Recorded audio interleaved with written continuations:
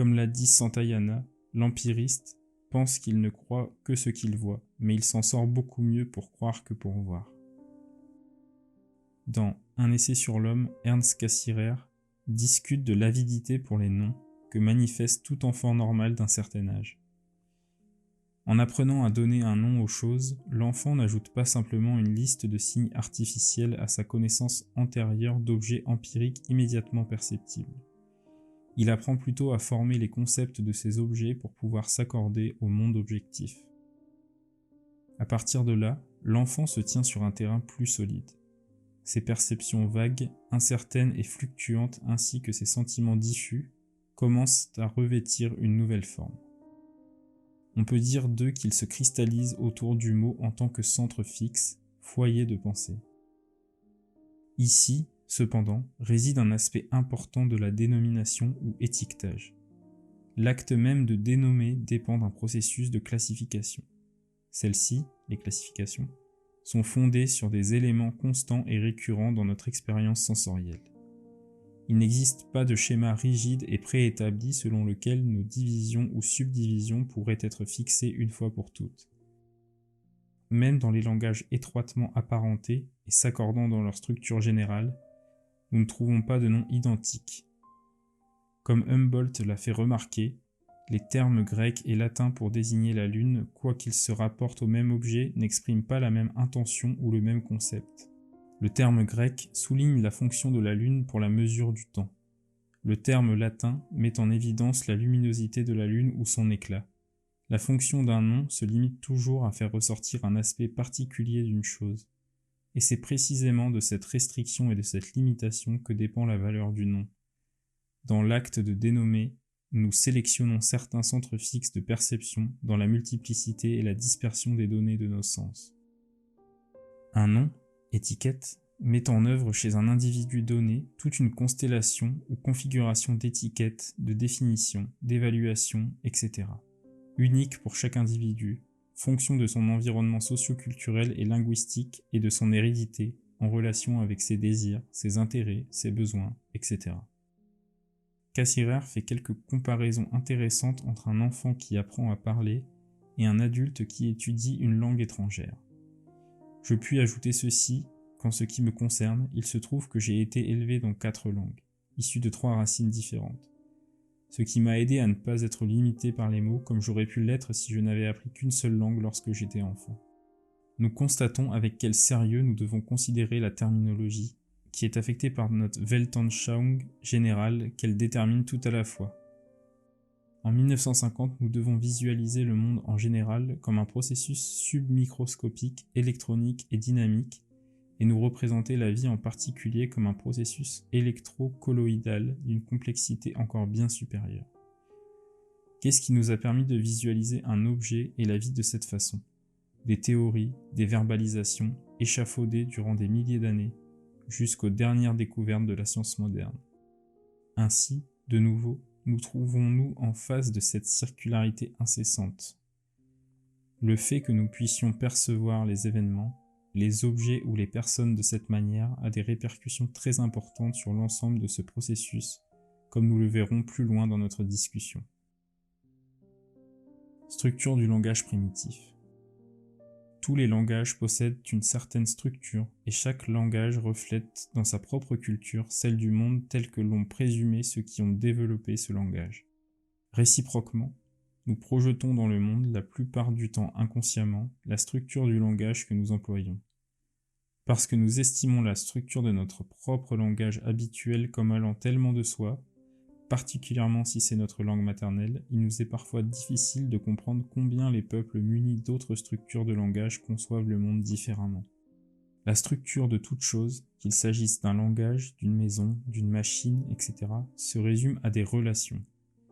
Pour qu'il y ait structure, il doit y avoir tout un complexe ou réseau de parties ordonnées et reliées entre elles.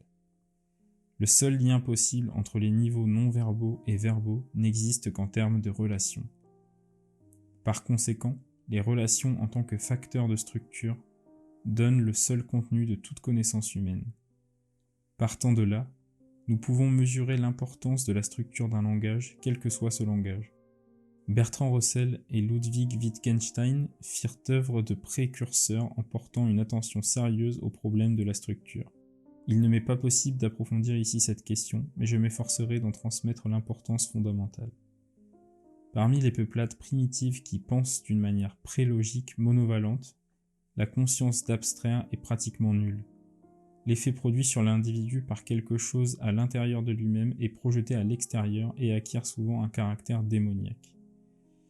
L'idée d'une action ou d'un objet est identifiée avec l'action ou l'objet lui-même. Le stade parologique, quant à lui, est un peu plus avancé. Les identifications sont ici fondées sur des similarités et les différences sont négligées, non consciemment bien entendu. Lévi-Brühl décrit ce niveau primitif d'évaluation en formulant la loi de participation, suivant laquelle toutes les choses qui possèdent des caractéristiques similaires sont les mêmes.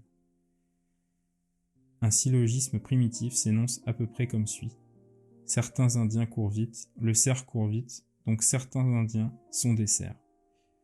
Ce processus d'évaluation est entièrement naturel à ce niveau. Il pose les fondations pour la construction d'un langage et pour des abstractions d'ordre plus élevé. Nous nous sommes effectivement orientés par similarité, trop souvent considérées comme des identités. Les hommes primitifs ne discutent pas d'idées abstraites. Comme les découvertes Boas, l'Indien ne parlera pas de la bonté en tant que telle, quoiqu'il puisse très bien parler de la bonté d'une personne.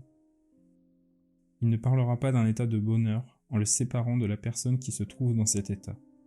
Cependant, Boas conclut que le fait de ne pas se servir de formes généralisées d'expression ne démontre pas une incapacité de les créer, mais prouve seulement que le mode de vie de ces peuplades est tel que ces formes ne sont pas requises. L'utilisation de termes abstraits tels que la bonté en soi rendit possible une économie énorme dans la communication. Elle accéléra aussi fortement le progrès du time-binding humain et finalement rendit possible la science moderne. Mais en même temps, le fait même de nous livrer à des abstractions d'ordre supérieur devient un danger si nous n'en sommes pas conscients et persistons à confondre ou identifier de façon primitive les ordres d'abstraction. La citation suivante, extraite de Being and Value in a Primitive Culture, l'être et la valeur dans une culture primitive de Dorothy D. Lee, fait apparaître, par les faits plutôt que par des généralisations verbales d'ordre supérieur, le type extensionnel de la structure du langage des Trobriandais. Si j'avais à me rendre avec un Trobriandais dans un jardin où le taïtou, une espèce d'igname, vient d'être cueilli, je reviendrai en vous disant: il y a là d'excellentes taïtous, ils sont tout juste à point, grands et parfaitement conformés, ils n'ont pas une brunissure, pas une tache, gentiment arrondis aux extrémités et sans bout pointu. Tout a été cueilli d'un seul coup, il n'y aura pas de second glanage. Le Trobriandais, quant à lui, reviendra en disant « taïtou ». Et dans ce mot, il aura dit tout ce que moi je vous ai dit et même plus. Même la phrase « il y a des taïtous » représenterait une tautologie, puisque l'existence est impliquée dans l'être, puisqu'en fait, elle est un des ingrédients de l'être pour les Trobriandais. Et tous les attributs, même s'il pouvait dans son propre langage trouver des mots là, sous la main, pour les exprimer, constitueraient une tautologie puisque le concept de taïtou les contient tous. En fait, si un seul de ces qualificatifs était absent, l'objet ne serait pas un taïtou. Un tel tubercule, s'il n'est pas à un stade de maturité permettant la récolte, n'est pas un taïtou. S'il n'est pas mûr, c'est un bois bawa. S'il est trop mûr, vidé, ce n'est pas un taïtou ramolli, mais quelque chose d'autre encore, un yowana. S'il est taché de rouille, c'est un ukunokuna. S'il a des taches de décomposition, c'est un tabula. S'il est difforme, c'est un uzazu. S'il est de forme parfaite mais petit, c'est un yagogu. Si le tubercule, quelle que soit sa forme ou sa qualité, provient d'un glanage d'après-saison, c'est un ulumadala. Quand le tubercule trop mûr, c'est-à-dire le yowana, projette des pousses sous terre, ce n'est pas un yowana qui germe, mais un silicata. Quand de nouveaux tubercules se sont formés sur des pousses, ce n'est pas un silicata, mais un gadena. Comme l'être est identifié avec l'objet, il n'y a pas de mot pour être. Comme l'être est immuable, il n'y a pas de mot signifiant devenir. Il est également significatif de constater que les différenciations temporelles et les généralisations temporelles dont nous disposons sont absentes chez les Trobriandais. Les verbes Trobriandais ne faisant aucune distinction temporelle n'ont pas de temps. L'histoire et la réalité mythique ne sont pas le passé pour les Trobriandais. Elles sont toujours présentes et participent à la vie courante de tout individu, donnant une signification à toutes ses activités et à toute existence. Un Trobriandais parlera du jardin que le frère de sa mère a planté, ou de celui que le Toudava mythique a planté, exactement dans les mêmes termes que ceux qu'il utilisera pour parler d'un jardin qu'il est lui-même en train de planter, et cela lui donnera satisfaction. Le Trobriandais n'a pas de mots pour l'histoire. Quand il veut distinguer entre différentes sortes d'événements, il dira par exemple « Moulou-Babéba dans son enfonçon », ce qui signifie « dans l'enfance de Moulou-Babéba ». Il ne s'agit pas d'une phrase antérieure du temps actuel, mais d'une autre sorte de temps. Les caractéristiques principales des structures primitives de langage ou encore structures prélogiques et paralogiques peuvent se résumer à leur identification des différents ordres d'abstraction et à leur absence de termes abstraits. Les perceptions des individus au niveau primitif sont souvent différentes des nôtres, différentes dans la mesure où les abstractions d'ordre plus élevé sont confondues et identifiées avec les abstractions d'ordres inférieurs, au niveau desquels elles sont projetées. Les primitifs identifient ou assignent une seule valeur à des ordres d'abstraction divers et essentiellement multivalents. Ce faisant, ils deviennent imperméables aux contradictions avec la réalité, de même qu'une expérience d'un ordre plus élevé leur est inaccessible.